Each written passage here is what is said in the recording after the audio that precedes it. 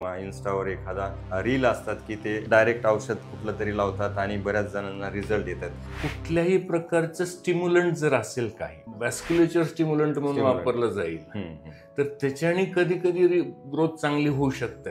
बऱ्याच जणांना एक प्युबर्टी गेल्यानंतर असे खड्डे खड्डे दिसतात. एक एज नंतर फोड कमी होणारच आहेत, बरोबर. पण तोपर्यंत काळजी नाही घेतली आणि खड्डे पडले आणि व्रण पडले तर ते नाही जात. तर मला आठवतं एक पेशंट कोणीतरी तेल बनवून दिलं म्हणून घेऊन आला. डॉक्टर साहेब हे कसं आहे, चांगलं आहे का? मी आपलं बघत होतो असं हाताळत होतो ते माझ्या हातातनं बाटली पडली. तो असा राग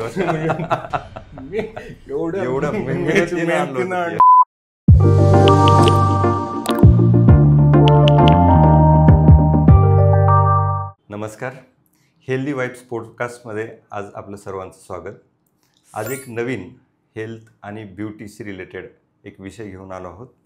आजचे आपले गेस्ट आहेत लातूरच नव्हे तर पूर्ण मराठवाड्यातील प्रसिद्ध त्वचारोग तज्ज्ञ, जे की सर्वांनाच माहिती आहेत, डॉक्टर आनंद पाटील सर. सरांची विशेषता म्हणजे जवळजवळ गेल्या 25 वर्षापासून हजारो पेशंट सरांनी चेक केलेले आहेत. म्हणजेच ब्युटीपासून ते स्किन डिसीजपर्यंत सगळ्या पेशंट्स त्यांनी पाहिले असल्यामुळे आणि हजारो पेशंट्सला त्यांनी ट्रीट केलं असल्यामुळे हा पॉडकास्ट शेवटपर्यंत पहा.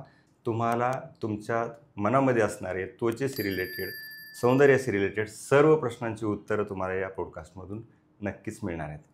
नमस्कार सर, वेलकम या पॉडकास्टमध्ये. आता तुमचा सर जवळजवळ 25 वर्षापासूनचा अनुभव आहे या फील्डमध्ये. 24 वर्ष झाली, 25वं वर्ष चालू आहे सध्या. बरोबर आहे, म्हणजे नक्कीच 25 वर्षच कंप्लीट झालेले आहेत. आणि कन्सिस्टंट तुम्ही रोज, म्हणजे मीही तुमच्याकडे काम करतो त्याच्यामुळे मला माहिती आहे की कंटिन्युअस 125 पेशंट तरी तुम्ही रोज पाहता. तर पूर्वीच्या पेशंटचा किंवा या फील्डमधला ट्रेंड आणि आत्ताचा ह्याच्यामध्ये काय फरक वाटतो तुम्हाला? नाही, खूप फरक आहे. आता आमचं ॲडमिशन झालं त्याला जवळपास 26, 27, 28 वर्ष झाली. तेव्हाचं स्किन आणि आत्ताचं स्किन डिपार्टमेंट हे कम्प्लिटली चेंजेस आहेत ओव्हर दी टाईम. बरोबर. तेव्हा अवेअरनेस खूप कमी होता. ह्याच्याकडे फक्त एक खूप क्रिटिकल काहीतरी झालं तरी कोणतरी रेफर केल्यानंतर पेशंट यायचा टाइम होता तो. डायरेक्टली पेशंट कधी यायचे नाहीत. आणि तेव्हा स्किन स्पेशलिस्ट खूप कमी असल्यामुळं माझी थोडीशी ओढ झाली की आपण ह्या फील्डकडे वळावं. कमी स्पेशलिस्ट आहेत. तर तिथून ते सुरू झालं. पण आज ह्या 25 वर्षामध्ये जिथं पेशंट नव्हते, त्या पेशंट नव्हते, काही इक्विपमेंट्स नव्हते, त्याच्यापासून पूर्ण लेझर पर्यंत आपण येऊन पोहोचलेलो, जे की सर्व ट्रीटमेंट्स ॲडव्हान्स झालेल्या ट्रीटमेंट्स आहेत. बरोबर आहे सर. म्हणजे असं म्हणतात की काही लक्झरी ट्रीटमेंट्स पण आहेत, म्हणजे ह्या सौंदर्याच्या बाबतीत असणाऱ्या ज्या लक्झरी ट्रीटमेंट म्हणल्या जातात. म्हणजे एक इकॉनॉमीचा सुद्धा याच्यामध्ये एक फरक असतो.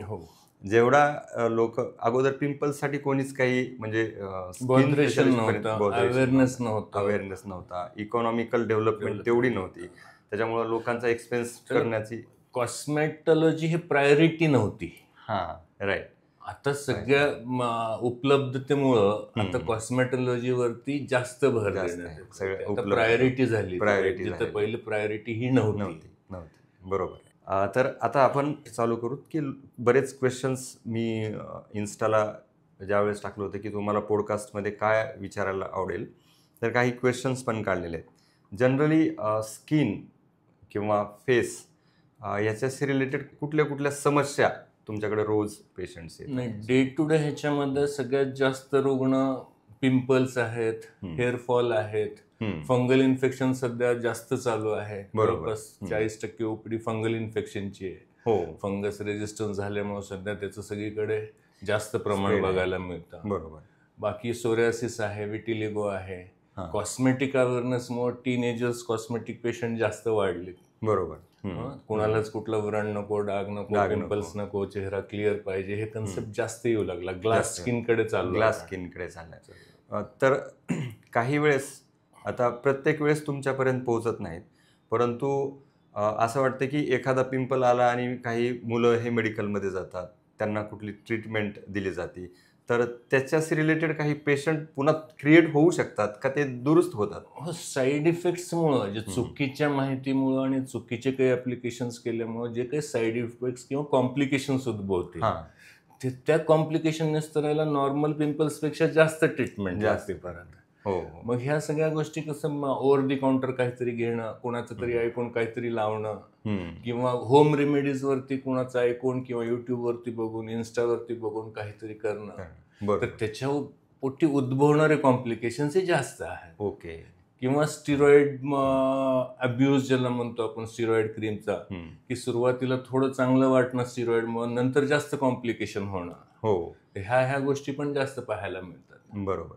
म्हणजे आपण ओव्हर दी काउंटर बरेच वेळेस असं होतं की स्टिरॉइडच दिली जातात किंवा 3 कंटेंट्स असणारी क्रीम दिल्या जातात, मिक्सचर असतं, सगळं स्टिरॉइड आहे, अँटीबायोटिक, अँटीफंगल आहे.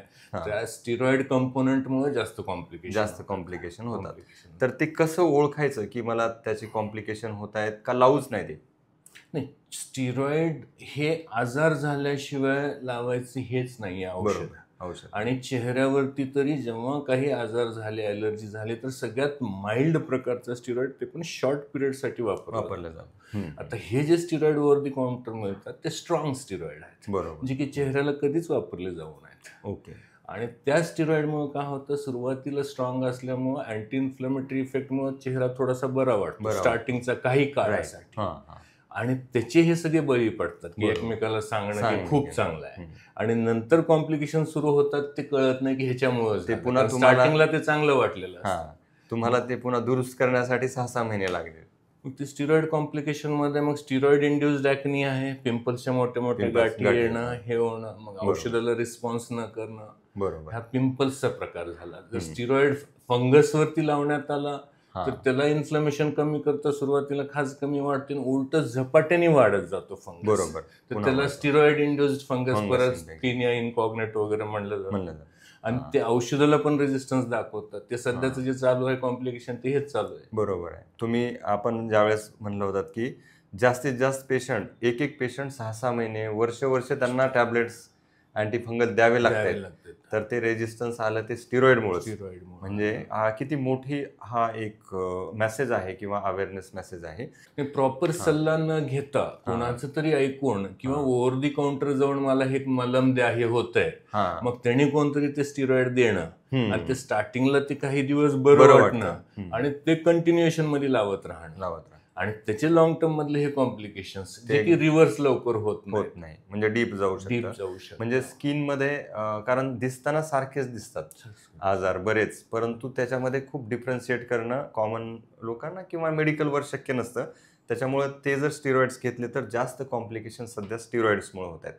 म्हणून हे पिंपल्स आहे किंवा वांग आहे किंवा चेहरा उजळ करण्यासाठी आहे, हे एक मिसकन्सेप्ट आहे की स्टिरॉइडमुळे हे सगळं दुरुस्त होतं म्हणून. लॉंग टर्म मध्ये लावून आल्यानंतर त्याच्या कॉम्प्लिकेशन्स पैकी मेन कॉम्प्लिकेशन काय, तर स्किनची पहिल्यापेक्षा ताकद कमी होणं, बरोबर, स्वच्छ हायपर सेन्सिटिव्ह होणं, उन्हाला परत जास्त रिॲक्ट होणं, हायपर ट्रायकोसिस जे म्हणतो आपण, ते केस वाढणे, स्किन पातळ होणे, आणि गाठी निर्माण होते. ओके. आणि हे लवकर रिव्हर्स होत नाहीत. मग त्याला रिव्हर्स आणण्यासाठी खूप प्रयत्न आणि खूप मेहनत, खूप औषधं लागतात. बरोबर आहे. खूप छान सर, की हा सगळ्यांचा, म्हणजे जवळजवळ आज टीनेजर असतील किंवा बऱ्याच लेडीजचा, आम्ही तर बघतो की स्टेटसला ठेवलं जातं बिफोर आफ्टरचे फोटो. मेडिकल डॉक्टर्स नसतात किंवा तशा पद्धतीचं ते त्यांच्याकडे सर्टिफिकेशन नसताना अननोन नावाने काही क्रीम आहेत मार्केटमध्ये, ज्या की दिल्या जातात.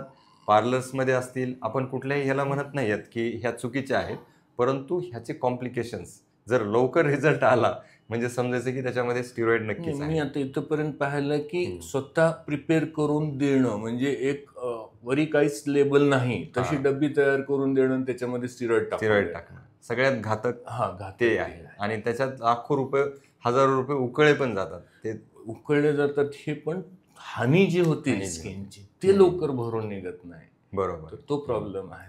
करेक्ट. याच्यानंतर सर, बऱ्याच जणांना डॅन्ड्रफ हा एक प्रॉब्लेम सगळ्यांचाच असतो. सध्या खूप नवीन मुलांमध्ये डॅन्ड्रफ होतोय किंवा ॲलोपेसिया होते, केस गळती जास्त लवकर होतीये. तर याची नेमकी कारणं काय असू शकतात? नाही, डॅन्ड्रफ हे तसं जनरल टर्मिनॉलॉजी झाली. डॅन्ड्रफ मध्ये असे वेगवेगळे प्रकार आहेत. तर मेनली त्याच्यामध्ये काय पिट्रोस्पोरियम ओव्हॅली नावाचे जे हे आहे ईस्ट लाईक फंगस ज्याला म्हणतो आपण, ते मूळ कारण दाखवलं गेलं आणि त्याच्यामध्ये ते डॅन्ड्रफ निर्माण होतो. पण बाकी डॅन्ड्रफचे बरेचसे कारण दुसरे पण असू शकतात की जे डॅन्ड्रफ सारखे दिसतात, जसं सोरियासिस आहे किंवा सिबोरिक डर्माटायटिस आहे. अशा वेगवेगळ्या आजारामध्ये सुद्धा स्किन फ्लेकिंग होऊ शकते आणि ते डॅन्ड्रफचं स्वरूप वाटू शकतं. म्हणजे ते डॅन्ड्रफ आहे का बाकी स्किनचे आजार आहेत, तर त्याच्यामध्ये थोडंसं डिफरेन्शिएट करणं गरजेचं आहे. आणि नॉर्मल डॅन्ड्रफ जे आहे ते अँटीफंगल शॅम्पूजला वगैरे चांगलं रिस्पॉन्ड करतं. चांगला सल्ला घेतला तर ते लवकर कंट्रोल येतं. बरोबर. आणि आता काही केसांचे पण वेगवेगळे आजार जे की तुम्ही पूर्वी नव्हते, म्हणजे केस गळती, ॲलोपेसिया वगैरे जे आहेत, तर ते पण आता तुम्ही ॲलोपेशियामध्ये पण असे वेगवेगळे ॲलोपेशियाज आहेत. हे जनरल ॲलोपेशिया झालं, अँड्रोजेनेटिक ॲलोपेशिया आहे, ते जेनेटिक ह्याच्याने होतो. परत ॲलोपेशिया एरिएटा आहे जो ऑटोइम्युन डिसीज टाईपमध्ये आहे. टेलिजन एफिलियम नावाची कंडिशन आहे जे स्ट्रेसफुल एपिसोड नंतर ते सुरू होते ॲलोपेशिया. तर असे त्याच्यामध्ये वेगवेगळ्या कॅटेगरीज, म्हणजे पॅचेस एकदम निघून जातात. ॲलोपेशिया एरिएटामध्ये आपण जे चकते खवले बघतो, गोल रिंग कॉइन लाईक पॅचेस, ते ॲलोपेशिया एरिएटा म्हणते. ते ऑटोइम्युन डिसऑर्डर मध्ये मोडतं. तर आफ्टर कोविड त्याचं प्रमाण आम्ही खूप पाहतोय सध्या, ते वाढलेलं आहे. आणि त्याच्यावर सध्या रिसर्च चालू आहे की आफ्टर कोविड काय फरक पडला की ॲलोपेशिया एरिएटाचं प्रमाण एवढं जास्त वाढलेलं आहे. तर असं ॲलोपेशियामध्ये हा वेगवेगळा प्रकार, मग त्याचे ट्रीटमेंट्स पण त्याला रिलेटेडच आहे त्या पद्धतीने. येस. आणि आता पहिलं काय मिनॉक्सिडिल आणि फेनस्ट्राईड हे टाइम टेस्टेड ट्रीटमेंट्स होत्या. आता सिरम्स वगैरे बरेचसे आलेले आहेत, त्याचा उपयोग चालू आहे. सिरम वगैरे लावू शकतो किंवा तुमच्या सल्ल्याने बाकी त्याची ट्रीटमेंट घेऊ शकतो. बऱ्याच ट्रीटमेंट आहेत. आता नवीन PRP ट्रीटमेंट आली. PRP म्हणजे काय? PRP मध्ये आपलंच ब्लड घेऊन प्लेटलेट रिच प्लाझ्मा ह्याला असं जे म्हणतो आपण, आपलं ब्लड घेऊन त्याला सेंट्रीफ्यूज केलं जातं ब्लडला आणि त्याच्यातल्या प्लेटलेट सेपरेट करून त्याच परत इंजेक्ट केले जातात, म्हणजे डोक्यामध्ये इंजेक्ट केले जातात. तर त्याच्यामध्ये जे ग्रोथ फॅक्टर्स आहेत त्या ग्रोथ फॅक्टर्स रोल प्ले करतात केस वाढवण्यामध्ये. आणि त्याचा इफेक्ट बराचसा चांगला दिसून आला बरेच पेशंटमध्ये. तर त्याचं सध्याचं प्रमाण आहे, त्या ट्रीटमेंटचं प्रमाण जास्त आहे सध्या, जास्त आहे. म्हणजे सक्सेस रेट त्याचा जास्त आहे. पण आम्ही तर बाजारामध्ये बघतो बरेच वेळेस की म्हणजे जंगली तेल असेल किंवा इन्स्टावर एखादा रील असतात की ते डायरेक्ट औषध कुठलं तरी लावतात आणि बऱ्याच जणांना रिझल्ट येतात. तर ह्याच्यामध्ये तथ्य आणि साईड इफेक्ट्स, कारण न्यूज तशा साईड इफेक्टच्या पण पाहिल्या, इफेक्टच्या पण पाहिल्या, तर तुमचं ओपिनियन काय आहे? त्याच्यामध्ये कसं आहे की कुठल्याही प्रकारचं स्टिम्युलंट जर असेल काही जो वॅस्क्युलेचर स्टिम्युलंट म्हणून वापरलं जाईल तर त्याच्याने कधी कधी ग्रोथ चांगली होऊ शकते. पण बऱ्याच पेशंटमध्ये ह्याचा साईड इफेक्ट होता, तर ते नाही सूट झालं तर त्याचा साईड इफेक्ट खूप सिव्हिअर असू शकतो. बरोबर. मग ह्या जर गोष्टी जर चांगल्या असत्या तर मेडिकलने तेव्हाच ते ऍक्सेप्ट केले असते, ते आतापर्यंत मार्केटमध्ये आमच्याकडून आले असते किंवा पुस्तकात आले असत्या. बरोबर. तर हे सगळे प्रयोग झाले. काही पेशंटमध्ये बरं वाटलं, मग बाकीच्या बऱ्याच पेशंटमध्ये ॲलर्जी होणं वगैरे प्रमाण हे जास्त आहे. हो, कारण बऱ्याच जणांचे डोळ्यांचे ऑपरेशन आणि नजर गेल्याचे सुद्धा न्यूज पेपर आम्ही पाहिले की ते हानिकारक ठरू शकतं. त्याच्यामुळं केस जरी गेले असतील तरीही PRP सारख्या ऍडव्हान्स ट्रीटमेंट घेऊ शकतो. योग्य सल्ला घेणं आणि कुणाचं तरी बघून किंवा काहीतरी ऐकून प्रयोग करून स्वतःला प्रॉब्लेम मध्ये न टाकणं. बरोबर. त्याचे साईड इफेक्ट न घेणं, म्हणजे सायंटिफिक आणि ऑथेंटिक ट्रीटमेंट घेणं हे गरजेचं आहे. नाहीतर त्याचा फायदा एखाद्याला झाला म्हणून दुसऱ्याला होईलच असं नाही. तर आता मला आठवतं एक पेशंट कोणीतरी तेल बनवून दिलं म्हणून घेऊन आला आणि ते दाखवायला घेऊन आला ज्याच्यावर लेबल वगैरे काही नसेल. डॉक्टर साहेब हे कसं आहे, चांगलं आहे का? मी आपलं बघत होतो, असं हाताळत होतो, ते माझ्या हातातनं बाटली पडली. तो असा राग मी एवढ्या मेहनतीनं आणला आणि 500 रुपये घातले, तुम्ही आता पाडलं. मी म्हणलं आता काय करू, मी झालं, चुकीनं झालं. पण ते तसं लावण्याने काही साईड इफेक्ट होत असतात आणि ठीक आहे आता ते पडलं पण चुकीचं झालं, पण असले काही लावू नये. नाही ते मला पाहिजे चांगलं होतं. मग ते 500 मी म्हणलं 500 रुपये घे. आणि तुझा लाव. गेला तो 10 दिवसानंतर परत आला, साईड इफेक्ट घेऊन आला, फीस भरला होता बाहेर, मध्ये येऊन पहिलं 500 रुपये ठेवून साहेब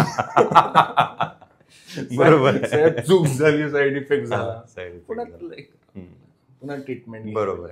हे म्हणजे माझ्यासोबत घडलेला अनुभव. नाही, बऱ्याच वेळेस काय होतं, क्लेम करतात ते काही म्हणजे त्यांचे सर्टिफाईड नसतात, परंतु त्यांना माहिती आहे की 500 रुपये 1000 रुपयासाठी कोणी केस करणार नाही. त्याच्यामुळे ते त्यांच्या हजारो बॉटल विकल्या गेल्या आणि साईड इफेक्ट झाल्यानंतरच कळतं की हे नको होतं लावायला. ओके. त्याचं एक अवेअरनेस येणं गरजेचं. म्हणजे इंस्टाग्राम किंवा आता सोशल मीडियावर खूप रील्स तुमच्यापेक्षा जास्त, म्हणजे ऑथेंटिक लोक जे आहेत त्याच्यापेक्षा जास्त लोकांच्या रील्स ह्या व्हायरल आहेत अशाच म्हणजे जंगली ट्रीटमेंटमध्ये. आता त्याचा वेळ काढून बघावं लागेल. तर त्याला आपण जंगली ट्रीटमेंट म्हणू. ते कुणाला सूट होतील नाही. केसांच्या बाबतीत आहेत, स्किनच्या बाबतीत आहेत, क्रीमच्या बाबतीत आहेत. नाही, हे आम्ही बसल्या ठिकाणीच हे सगळे साईड इफेक्ट पाहतो. बघितलं नाहीत रील्स वगैरे, पण बसल्या ठिकाणी येऊन सांगतात पेशंट हे लावलं, हे बघितलं. रोजचे असे कितीतरी साईड इफेक्ट पाहतो. साईड इफेक्ट घेऊन येतातच त्याच्यात. याच्यानंतर सर भरपूर आता आपल्याकडं म्हणजे doctor Anand Patil skin cosmetic laser क्लिनिकमध्ये आणि हेअर ट्रान्सप्लांट सेंटरमध्ये खूप कटिंग एज टेक्नॉलॉजीज आहेत. तर ॲडव्हान्स ट्रीटमेंट्स म्हणजे आता आलेले आहेत. तर याच्यापैकी आपण कॉस्मॅटिकमध्ये कुठल्या ट्रीटमेंट्स कोणी कराव्यात किंवा तुम्हीच ठरवणार ते, परंतु कुठल्या आजारासाठी किंवा कुठल्या डिमांडसाठी? 2 वेगवेगळे प्रकार आहेत. आजार रिलेटेड, कॉस्मेटिक रिलेटेड.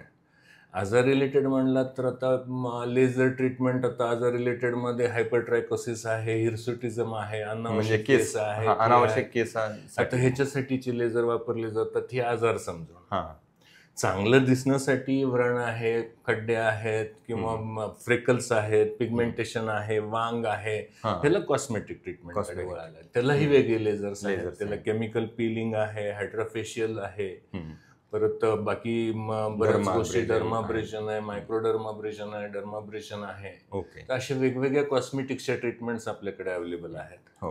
आता ह्याच्यामध्ये सगळ्यात म्हणजे पुन्हा एक वेळेस इन्स्टानीच फेमस केलेली किंवा सोशल मीडियाने फेमस केलेली म्हणजे हायड्राफेशियल. म्हणजे असे हायड्राफेशियल नेमकं आहे काय आणि कोणी केलं पाहिजे? हायड्राफेशियल सध्याची ट्रेंडिंग ट्रीटमेंट चांगली आहे. कॉस्मेटिक ट्रीटमेंटमध्ये मोडते, आजाराला रिलेटेड नाहीये, कॉस्मेटिक रिलेटेड आहे, एस्थेटिक्ससाठी केली जाते, चांगलं दिसण्यासाठी केली जाते. आता हायड्राफेशियलमध्ये मूळ त्याचं प्रिन्सिपल काय त्या ट्रीटमेंटचा, तर त्याला क्लिनिंग करणे, डीप क्लिनिंग करणे, एक्सफोलिएट करणे, जे डेड लेअर वगैरे आहे ते थोडं एक्सफोलिएट करणे, परत हायड्रेट करणे. हायड्रेट करणे म्हणजे वेगवेगळ्या स्वरूपात हायड्रेट करणं, जसे सिरम्स आहेत, काही सिरम्स सोडणे. त्या डीप क्लिन्झिंगमुळं आणि हायड्रेटमुळं आणि सिरम्समुळं एक चेहऱ्याला जो ग्लो येतो, त्या ग्लोसाठी ही ट्रीटमेंट सध्या ट्रेंडिंग आहे आणि चांगली ट्रीटमेंट आणि सेफ आहे. नॉन इन्व्हेजिव्ह असल्यामुळं काही असं सुई नाही, निडल्स नाही, काही इंजेक्शन नाही, हे नाही, वरच्यावरी आहे आणि सेफ ट्रीटमेंट. काही हार्ड असे काही केमिकल्स वगैरे वापरले जात नाहीत त्याच्यामध्ये. नॉर्मल सिरम्स आहेत जे ग्लो वाढवणारे, तसेच सिरम्स असतात त्याच्यामध्ये. आणि क्लिनिंग चांगली होती, एक्सफोलिएशन चांगलं होतं.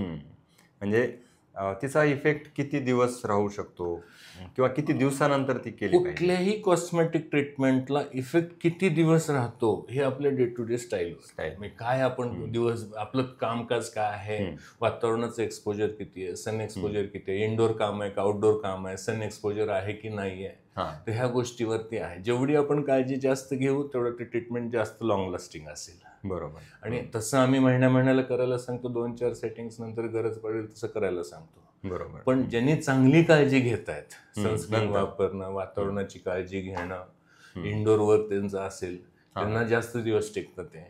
तर असा तो प्रकार आहे. म्हणजे पेशंट टू पेशंट ते व्हेरी होऊ शकतं की किती दिवसाला करायला पाहिजे, किती दिवसाला नाही करायला पाहिजे. तर जनरली आम्ही महिन्याला सजेस्ट करतो स्टार्टिंगला. ओके. आता बरेच वेळेस असं होतं की काही जणांना स्ट्रेस, डाएट, झोप याचा आणि स्किनच्या हेल्थचा काय संबंध आहे? नाही, ह्या सगळ्या गोष्टींचा जवळपास मेडिकल फील्डमध्ये सगळीकडेच संबंध येतो. स्किनवरती तर खूपच जास्त येतो. आणि स्ट्रेस रिलेटेड जवळपास आजार स्किनमध्ये स्ट्रेसने ॲग्रिवेट होतात. म्हणजे रिफ्लेक्टर मूळ कारण जरी नसलं तर स्ट्रेस हा ॲग्रिवेटिंग फॅक्टर्स बऱ्यापैकी आजारांमध्ये ठरू शकतो. आता पिंपल्स जरी असेल तर स्ट्रेस इंड्यूस्ड किंवा हे जर पिकिंगची सवय लागली स्ट्रेसमध्ये ह्याच्यामध्ये लागले तर मोठ्या मोठ्या गाठी होणं हे त्याचा आहे प्रकार. काही स्ट्रेसमध्ये केस वळणं, ॲलोपेशिया करणं हा एक प्रकार आहे स्ट्रेसमध्ये. तर बऱ्याच विटिलिगो वाढतो, सोरियासिस वाढतो स्ट्रेसमध्ये, स्ट्रेसला रिलेटेड आहे. मग स्ट्रेस रिलिव्हिंग फॅक्टर्सवरती चांगला भर दिला तर स्किनमध्ये त्याचा उपयोग होतो. जसं की बॅलन्स डाएट आहे, सकाळची एक्सरसाइज, प्राणायाम, योगा आहे, झोप चांगली पाहिजे. तर ह्या सगळ्या गोष्टी सुद्धा इकडं हे करू शकतात. म्हणजे स्किन हा एक आपल्या डायजेशन किंवा आंतरिक आरोग्याचा एक रिफ्लेक्शन किंवा आरसाच आहे. कारण ते लगेच पोटात काही असेल किंवा आतून काही ऑर्गन्स करत नसतील तर फेसवर लगेच दिसतात, स्किन डल वगैरे होते. तर असं एक जनरल कन्सिडरेशन आहे की जेव्हा स्ट्रेस येतो तेव्हा आपले सगळे मसल्स कॉन्ट्रॅक्चरमध्ये जातात, तेव्हा ब्लड सर्क्युलेशन आपोआपच थोडं कमी होतं आणि तुम्ही डल दिसायला लागता. त्याच्यामुळे डल दिसू शकता. आणि जेव्हा तुम्ही फ्रेश आहात आणि स्ट्रेस नाही आणि हे आहे तेव्हा थोडंसं मसल सगळं रिलॅक्स असतात, ब्लड सर्क्युलेशन चांगलं राहतं, ग्लो चांगला दिसतो. बरोबर. आता ते काही असं हे नाहीये पण एक लॉजिक आहे आणि बरोबरच लॉजिक आहे ते सायंटिफिकली. तिथपर्यंत ब्लड सर्क्युलेशन जेवढं प्रत्येक सेलला जाईल तेवढी ते रिज्युनेट होणारच आहे. तर डर्माब्रेजन पण आहे आपल्याकडे, तर ते काय त्याचा नेमका उपयोग? डर्माब्रेजन दोन प्रकारचे आहेत. आपण करतो ते मायक्रोडर्माब्रेशन, ते फक्त वरच्या सुपरफिशियल लेअरसाठी. डर्माब्रेजन प्रॉपर केलं तर ते डीप लेअर पर्यंत काढलं जातं. तर ते आपण फार ह्याच्यामध्ये हॉस्पिटलाइज करून वगैरे खोल खड्डे वगैरे असतील, मुरमाचे वण असतील तर ते करतो, पण त्याच्यामध्ये ब्लिडिंग वगैरे आणि बाकी पोस्ट ऑपरेटिव्ह केअर खूप लागते. आणि आपण जे रुटीन प्रोसिजरमध्ये करतो ते मायक्रोडर्माब्रेशन. त्याच्यामध्ये मी हे काळपटपणा, वांग, फ्रेकल्स, ग्लो वाढण्यासाठी हे जे स्किनचं डेड लेअर एक्सफोलिएट करणं, जेणे की नवीन रिज्युनेशन स्किनची चांगली व्हावी ह्या हिशोबाने हलकासा लेअर एक्सफोलिएट करणं, डेड लेअर, त्याला मायक्रोडर्माब्रेशन म्हणा. त्याचे इंडिकेशन्स हे सगळे वेगवेगळे इंडिकेशन्स. ओव्हरऑल काय तर ग्लो वाढवणं, व्रण कमी करणं, फ्रेकल्स कमी करणं, वांग कमी करणं हे त्याचे इंडिकेशन्स असू शकतात. ओके. आता ह्याच्यात स्किनमध्ये खूप पॉप्युलर म्हणजे केमिकल पिल्स आहेत. तर केमिकल पिल्स नेमक्या बऱ्याच जणांना आम्ही म्हणजे सोशल मीडियावर बघतो की कुठला तरी थर काढलेला असतो पिल, तर ते खरं असतं का किंवा त्या केमिकल पिल्स ही ट्रीटमेंट काय आहे? केमिकल पिल पण परत दोन प्रकारच्या, सुपरफिशियल पिल्स आणि डीप पिल्स. आपण जे रुटीनली ऑफिस प्रोसिजर म्हणून वापरतो ते सुपरफिशियल पिल्स आहेत. डीप पिल्स मध्ये परत ते खोलपर्यंत इफेक्ट जाऊन जखम होणं, ते एक्सफोलिएट होणं, दुरुस्त होणं, ते सुद्धा आपण फार क्रुशियल याच्यामध्ये अंडर ऑब्झर्वेशन करतो. ओके. तर ते मेजर प्रोसिजर आहे ते.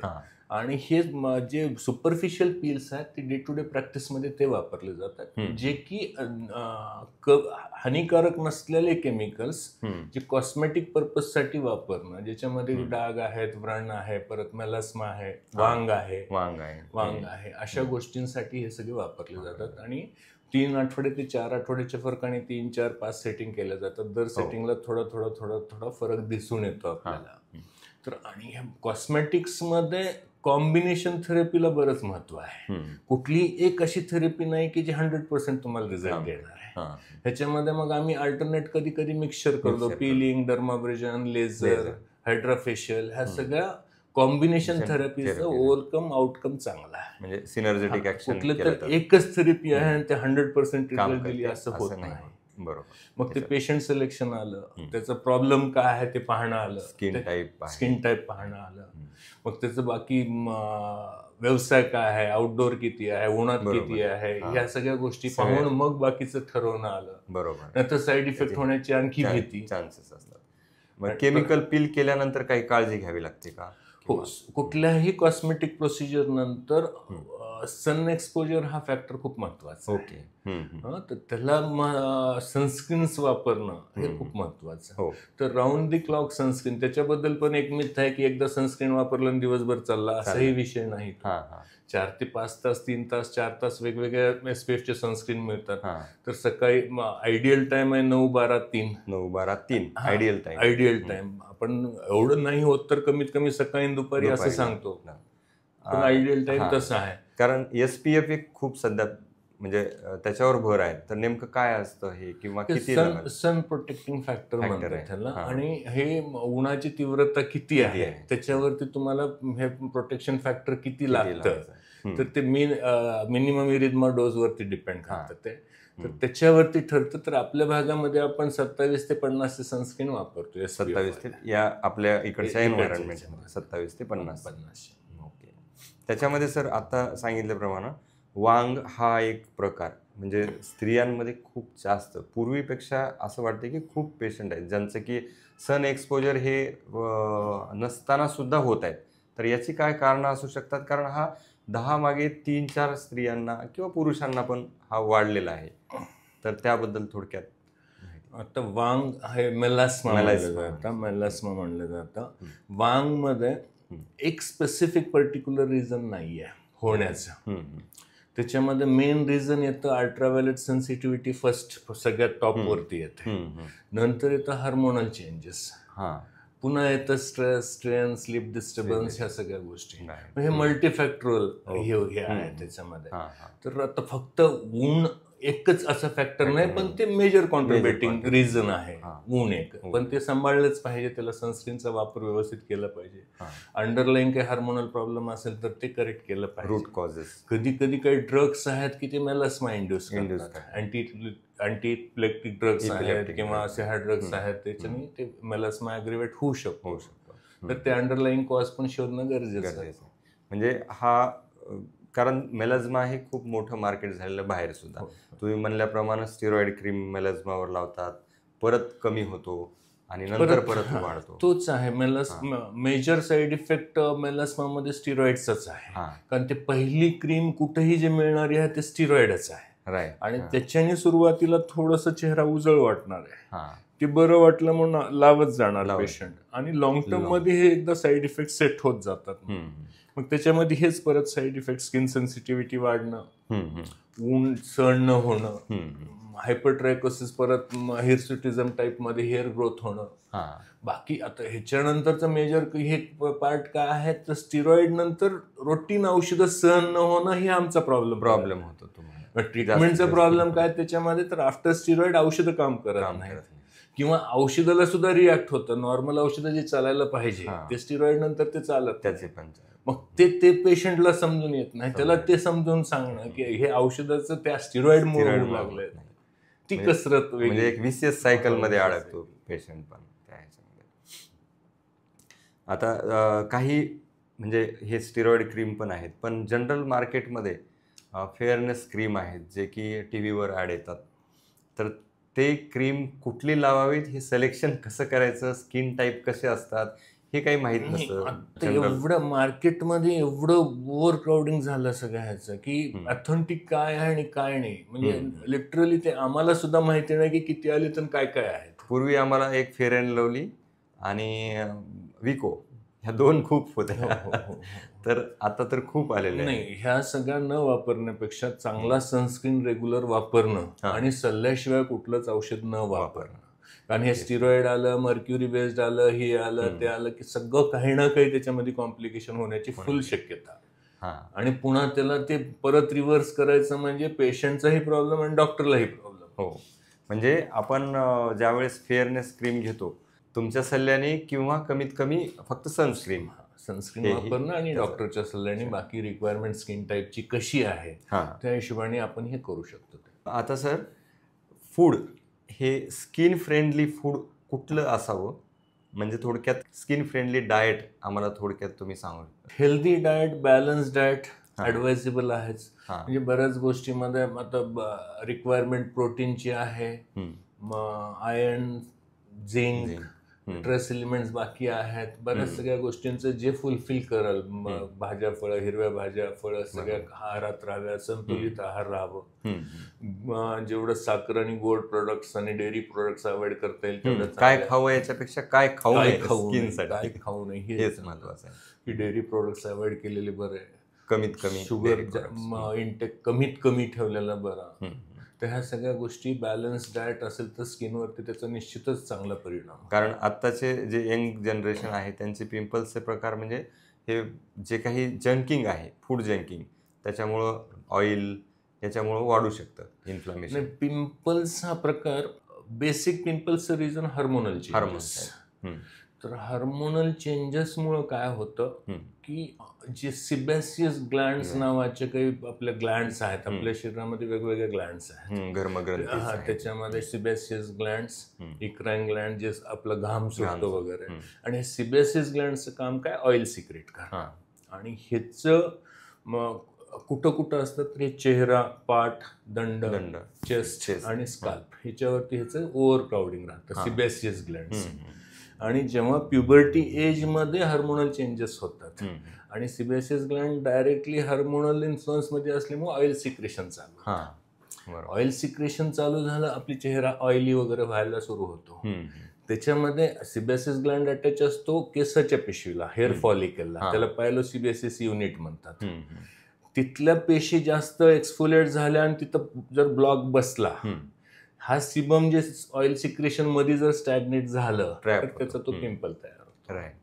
तर हे पिंपलचं मेकॅनिझम झालं. म्हणजे एज, हार्मोनल चेंजेस आणि ब्लॉक बसल्यानंतर जे तेल किंवा सिबम जे आहे ते मध्ये स्टॅग्नेट होणं, त्याच्यानंतर मग बॅक्टेरियल ऍक्टिव्हिटी चालू होणं, मग प्रोपिनोबॅक्टेरियम ऍक्नी नावाचे जे आहे बॅक्टेरिया, त्याचं ते झालं, त्याची ऍक्टिव्हिटी चालू झाली की इन्फ्लमेशन चालू होतं, मग लाल आणि मोठे फोड सुरू होणं, हे पुन्हा बरेच मुलं हे फोडतात. हे त्याचं मेकॅनिझम झालं. तर मेन रिझन हार्मोनल चेंजेस. आणि बाकीच्या गोष्टी जे येतात ते ॲग्रिवेटिंग फॅक्टर्स मध्ये येतात, जसं तुम्ही बोललात डेअरी फूड्स आहेत किंवा स्वीट आहे, ह्या सगळ्या ॲग्रिवेटिंग फॅक्टर्स. म्हणजे फोडणं, हात लावणं, स्ट्रेस, स्ट्रेन, स्लीप डिस्टर्बन्स, ह्या सगळे ॲग्रिवेटिंग फॅक्टर्स मध्ये. बरोबर. मूळ कारण आहे हार्मोनल चेंजेस, प्युबर्टी एजेस. त्याच्यामध्ये मॉडिफिकेशन, कॉम्प्लिकेशन होणं म्हणजे ह्या सगळ्या गोष्टी, किंवा चुकीचं काहीतरी लावणं, चुकीचं हाताळणं, स्टिरॉइड लावणं, ह्या सगळ्या गोष्टींनी कॉम्प्लिकेशन वाढणं. मग वेळेत ट्रीटमेंट नाही घेतली, त्याला फोडण्यात आलं, खड्डे पडणं, डाग पडणं जे कायमचे राहू शकतात, ते आपण अवॉइड करू शकतो. पुढच्या ट्रीटमेंट बरेचसे अवॉइड करू. वेळेत जर योग्य सल्ला मिळाला, न फोडण्याचा, हात न लावण्याचा, बाहेरचं काही न लावण्याचा, तर पुढचे कॉम्प्लिकेशन बरेचसे टळले जातात. बरोबर.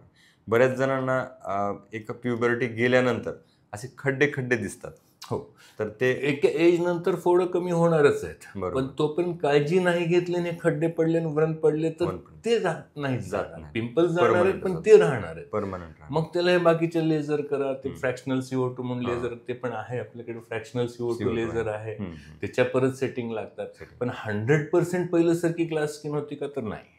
तर ॲट दी मोस्ट आपण काय करू शकतो, 40 to 80% पर्यंतची इम्प्रूव्हमेंट देऊ शकतो. ते बाकीचे दाखवलं जातं किंवा ऍड्स मध्ये दाखवलं जातं, हे सगळं चुकीचं आहे. बरोबर. पण हे प्रिव्हेंट करू शकतो का, हे खड्डे पडणं किंवा प्रिव्हेंट करू? वेळेत योग्य ट्रीटमेंट मिळाली, वेळेत जर योग्य सल्ला झाला, तर हे सगळं प्रिव्हेंटेबल आहे. प्रिव्हेंट करू शकतो. आता मेजर स्किनमध्ये कुठले सप्लिमेंट्स वापरावेत, म्हणजे झिंक असेल किंवा कुठले रिकमेंड कराल की तशा रिच फूड असतील किंवा एक्सटर्नल सप्लिमेंट्स, जसे की कोलेजन खूप सध्या फेमस आहे. प्रोटीन रिलेटेड सप्लिमेंट्स ॲडवायजेबल आहेत, ते पण गायडन्स मध्येच जे लागतील ते. कोलेजन सप्लिमेंट पण काम करतं. हेअर ट्रीटमेंट मध्ये पण कोलेजन ट्रीटमेंट काम करतं. त्याचे स्प्रेज आलेत, हेअर मास्क आलेत, बऱ्याचशा गोष्टी नवीन येत आहेत. त्याची असे प्रत्येक पेशंट मधले रिझल्ट वेगवेगळे आहेत. म्हणजे विटॅमिन्स वगैरे हे मल्टीविटॅमिनच्या जे आहेत. आता एक रॅपिड फायर आपण विचारतो क्वेश्चन्स काही. Rapid fire. एक सुपर फूड जे तुम्ही कुठलंही ॲडवाइज करू शकता, स्किन फ्रेंडली असेल असं. फ्रुट्स अँड व्हेजिटेबल्स मी जास्त ॲडवाइज करेन. स्किन केअरसाठी कुठली बॅड हॅबिट आहे जी सर्वांनी टाळायला हवी, म्हणजे स्किन केअर मधली? एक सन एक्सपोजर आणि दुसरं घर्षण. घासणे. म्हणजे जे धुताना पुसताना जे घर्षण होतं त्याच्याने ते काळपटपणा आणि लायकिनिफिकेशन ज्याला म्हणतो आपण, स्किन थिकनिंग, घर्षणाला रिलेटेड थिकनिंग, ती टाळली पाहिजे. PRP ट्रीटमेंट की लेझर केसासाठी कोणता उपचार जास्त प्रभावी? PRP आहे. PRP. आणि तुमच्या दृष्टिकोनातून सुंदर त्वचा म्हणजे नेमकी कुठली त्वचा? सुंदर त्वचा म्हणजे हेल्दी त्वचा, ज्याची चांगली काळजी घेतली गेलेली असावी, न्यूट्रिशन चांगलं असावं, चेहऱ्यावरती ग्लो चांगला असावा, पिंपल्सची वगैरे काळजी घेतलेला असेल तर वळण खड्डे वगैरे राहणार नाहीत, एन्व्हायरमेंटल एक्सपोजरमध्ये सनस्क्रीन वगैरे जर व्यवस्थित वापरून त्याला व्यवस्थित काळजी घेतलेली असेल तर ती सुंदर त्वचा. आणि जे आपला बेसिक कलर आहे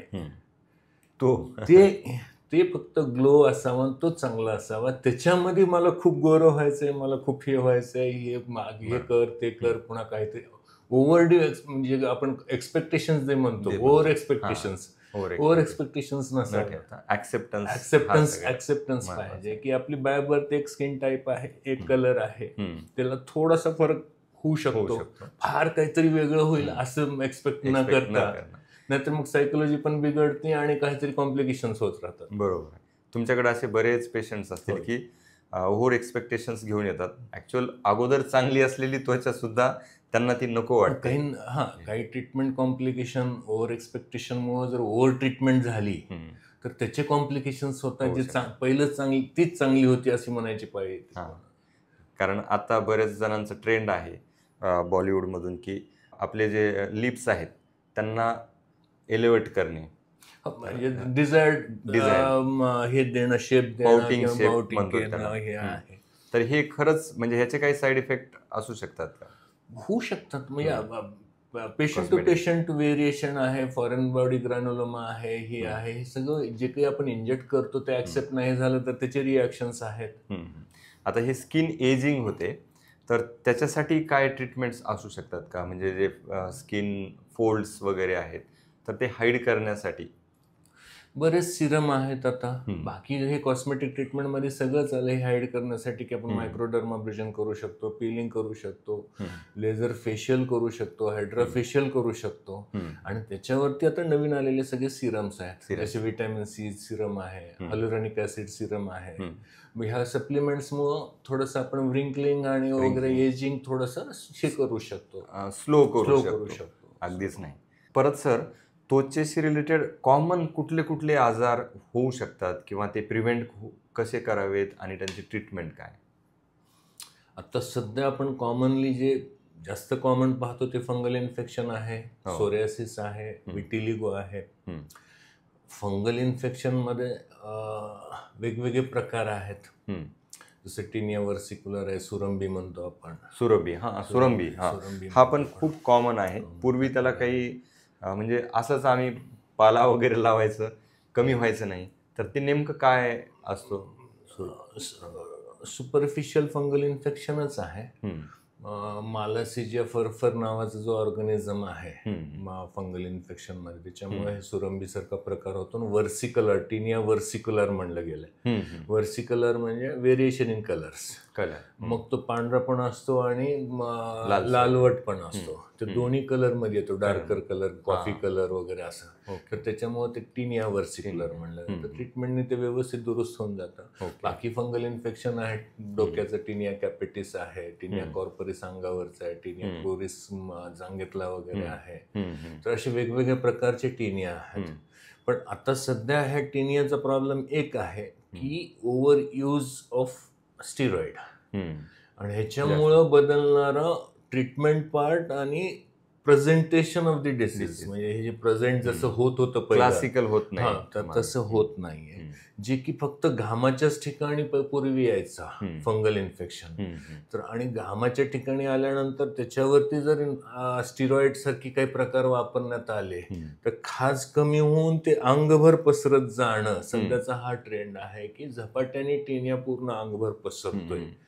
आणि जो टिनिया सुरुवातीला काही काळापूर्वी लिमिटेड डोस मध्ये पूर्ण क्लिअर व्हायचा, आता महिन्याच्या महिने, वर्षाच्या वर्ष लागतात तरी औषधाला रिस्पॉन्स मिळत नाहीये. Anti fungal. तर त्याच्यामध्ये फंगलमध्ये पण चेंजेस आले आणि स्टिरॉइड इंड्युस्ड बरेचसे कॉम्प्लिकेशन पण चालू झाले. कारण काही गावाच्या गाव म्हणजे फंगल इन्फेक्शन. नाही, आता सध्याची 40% ओपीडी फंगल इन्फेक्शनची जे की दुरुस्त होत नाही. म्हणजे सगळ्यांनीच ते स्वतः आपण हाताने करून घेतलेलाच प्रॉब्लेम आहे. एक तर काळजीचा भाग म्हणजे काय, ड्रायनेस मेंटेन करणं, फिट कपडे, टाईट कपडे, जीन्स सारखे कपडे ज्याच्याने ते जास्त घाम मॉइश्चर तयार होणं, त्याला पोषक वातावरण मिळालं की फंगस वाढला. बरोबर, मॉइश्चर. हा, तर पोषक वातावरण मिळणार नाही तर मॉइश्चर मिळू नये, तर ओलसरपणा राहू नये, तर फिट कपडे जेवढं अवॉइड करता येईल जीन्स सारखे तेवढे चांगले, कॉटन लूज कपडे जेवढं वापरता येईल तेवढं चांगलं, पुसताना वगैरे जागेवर जिरपून कोरडं करणं, घासणं नको, सल्ल्याशिवाय कुठली औषधं वापरायची नाहीत. कोणी सांगितलं म्हणून ते औषधं वापरले, खाज कमी वाटली म्हणून ते मलम लावत गेलं, ते परत वाढत पुन्हा औषधाला रिस्पॉन्स न मिळणं, हा सध्याचा प्रॉब्लेम चालू आहे. सगळ्यात मेजर प्रॉब्लेम फंगल इन्फेक्शनचा आहे. त्याच्यानंतर सोरियासिस आहे. आता सोरियासिस मध्ये काय नेमकं होतं तर जास्त स्किन, आपली जे टर्नओव्हर टाइम राहतो सेल्सचा, एक जुना लेअर जातो, नवीन लेअर येतो, हे लाईफ लॉंग चालू राहतं. आणि जेव्हा हे सायकल जास्त वाढतील, स्किन जास्त तयार होतील, साचून राहते आणि पापुंद्रा निघाल्यासारखं निघत राहतं, आपण त्या आजाराला सोरियासिस. आणि त्याच्यामध्ये हे वेगवेगळे प्रकार आहेत सोरियासिस मध्ये. जनरलाइज सोरियासिस वेगळा आहे, स्काल्प सोरियासिस वेगळा आहे, पाल्मोप्लांटर सोरियासिस वेगळं आहे. तर असे वेगवेगळे सोरियासिस आहेत. वेळेत ट्रीटमेंट आणि सल्ला त्याला चांगला कंट्रोल करू शकतो, ते कॉमन आजार आहे. आणि त्याच्यामध्ये आता नवीन बायोलॉजिक्स निघालेले ट्रीटमेंटमध्ये त्याचे चांगले रिझल्ट्स आहेत. रुटुक्सिमॅब वगैरे जे बायोलॉजिक्स आहेत त्याला ऍडमिट करून द्यायला पाहिजे, सुपरविजन मध्ये द्यायला पाहिजे, त्याचे चांगले रिझल्ट्स आहेत. त्याच्यानंतर परत ल्युकोडर्मा, विटिलिगो येतो. आता विटिलिगो मध्ये रंग देणाऱ्या पेशी कमी होणं आणि ते पांढरं दिसणं. हे रंग देणाऱ्या पेशी का कमी होतात आणि का पांढरं पडतं, ह्याचं रिझन पण असं मल्टीफॅक्टरल आहे, एक स्पेसिफिक रिझन नाही. जिनेटिक रिझन जे बघितलं गेलं ते 15 to 20% ट्रान्समिशन पॉसिबल आहे, पण बाकी जे पेशंट आहेत ते नवीनच असतात. म्हणजे कुणाला होणार आहे कुणाला नाही होणार हे फिक्स पार्ट नाही. आणि त्याच्यामध्ये ट्रीटमेंट पार्ट काय आहे तर कुठल्याही ट्रीटमेंटने रंग वाढवण्याचा प्रयत्न करणे. आता प्रयत्न म्हणल्यानंतर प्रत्येक पेशंट मधले रिझल्ट वेगवेगळे आणि प्रत्येक टाईप ऑफ ट्रीटमेंटला रिझल्ट प्रत्येक पेशंटचा वेगवेगळा. मग ड्युरेशन किती लागेल हे फिक्स नसतं. तर रेग्युलर ट्रीटमेंट ठेवणं, योग्य सल्ला घेणं, त्याच्यामध्ये रिपिगमेंटेशन आणू शकतो. त्याच्यामध्ये पण वेगवेगळे परत ट्रीटमेंट चालू झालेत. परत पंचग्राफ्टिंग आहे किंवा मेलानोसाइट ट्रान्सफर आहे, ते छोटे मायनर ऑपरेशन्स पण आहेत जे की आपण रंगाची पेशी दुसरीकडच्या काढून तिथं हे करतो. त्याचेही रिझल्ट चांगले आहेत. तुम्ही म्हणल्यासारखं multiple treatment, phototherapy, medicine, phototherapy आहे. आता सन एक्सपोजरची ट्रीटमेंट असते, ज्यांना पॉसिबल नाही, पूर्ण जनरलाइज झालं, त्यांना अल्ट्राव्हायोलेट बी ची फोटोथेरपी असते, तर त्याचे रिझल्ट पण चांगले आहेत. एक्झायमर नावाचं लेझर आहे, लिमिटेड पॅच साठी त्याचे रिझल्ट चांगले आहेत विटिलिगो मध्ये. हा एक कॉमन आजार आहे सध्याचा. बरोबर. आता बऱ्याच वेळेस पूर्वी होता की कुष्ठरोग, लेप्रसी, हा आता काही खूप पेशंट बघायला भेटत नाहीत, परंतु तुम्हाला तसे काही पेशंट दिसतात का किंवा काही केसेस आहेत का? आणखीन केसेस समाजामध्ये खूप आहेत. नवीन डायग्नोस होणारे पेशंट्स पण आहेत. आता ट्रीटमेंट पार्ट, ज्या काळामध्ये ट्रीटमेंट पार्ट नव्हती तेव्हा त्याचे कॉम्प्लिकेशन्स खूप होते. बोटं जडणे, जखमा होणं, सुंद पडणं, पूर्ण जखमा होऊन पूर्ण हे असं सगळा प्रकार तेव्हा ट्रीटमेंट नव्हती त्या काळामध्ये. आता ट्रीटमेंट असल्यामुळं त्या स्टेज पर्यंत पेशंट आता नसतो, पण लेप्रोसी आहे, आणखीन पण आहे. फक्त त्याचे कॉम्प्लिकेशन्स ट्रीटमेंट चांगली आल्यामुळं कमी झाले. आणि वेळेत ज्या रुग्णांनी ट्रीटमेंट घेतलं त्याचा 100% बरा होतो. बरोबर. जे वेळेत ट्रीटमेंट घेत नाहीत त्यांना कॉम्प्लिकेशनची चान्सेस जास्त. आणि ह्याच्यामध्ये बेसिक हे काय आहे तर सुंद पडणं, आपला बधिरता आल्यामुळं पेशंटला त्याचं सिरियसनेस नसतं. सुंद पडल्यामुळे त्याला त्रास नाही तर डॉक्टरकडे प्रेझेंटेशन उशिरा. कारण बऱ्याच दिवसापासून चट्टा दिसतो किंवा काही दिसतं पण त्रास नाही. मग अवेअरनेस नसेल तर ते तसंच बरेच वर्ष निघून जातात. तर ते वेळेत जाऊन दाखवणं, वेळेत ट्रीटमेंट घेणं, पुढचे कॉम्प्लिकेशन्स टाळणं हे महत्वाचं. म्हणजे आम्ही समजत होतो की केसेस नाही आहेत आता. नाही, आहेत. गव्हर्नमेंटचे प्रोग्राम चालू आहेत, गव्हर्नमेंटचे चांगल्या प्रोग्राम चालू आहेत.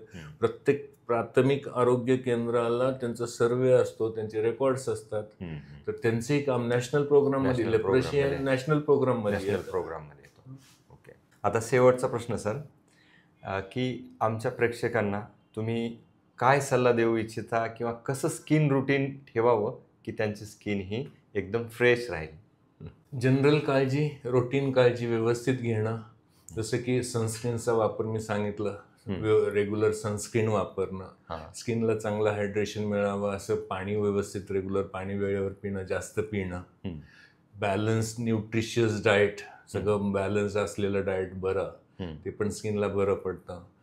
परत न विचारता किंवा न सल्ला घेता कुठलं ओव्हर दी काउंटर किंवा कुणाचं ऐकून स्किनवरती प्रयोग न करणं, ते एक महत्वाचा सल्ला. म्हणजे आता ही यूट्यूब, इंस्टाग्राम, फेसबुक ह्याच्यावरती काही चांगले आहेत पण अपलोड झालेले आहेत, काही चुकीचे पण आहेत. चुकीच्या ह्याला जाऊन ह्याच्यासाठी सल्ला महत्वाचा. तर ते बघून काही कोणी प्रयोग करू नये. आणि stress free life always better. Good sleep, stress free life, pranayama, yoga, meditation हे सगळं हेल्दी स्किनसाठी, हेल्दी लाईफसाठी इट्स व्हेरी युजफुल. ओके. तर धन्यवाद सर. तुम्ही म्हणजे स्किन डिसीजपासून ते कॉस्मेटिक सगळ्या प्रश्नांची उत्तरं अगदी सोप्या भाषेमध्ये आमच्या प्रेक्षकांना समजतील असे दिलेले आहेत. आणि नक्कीच तुम्हाला हा एपिसोड खूप उपयोगी पडला असेल तर प्लीज शेअर करा आणि सबस्क्राईब करा. Thank you sir.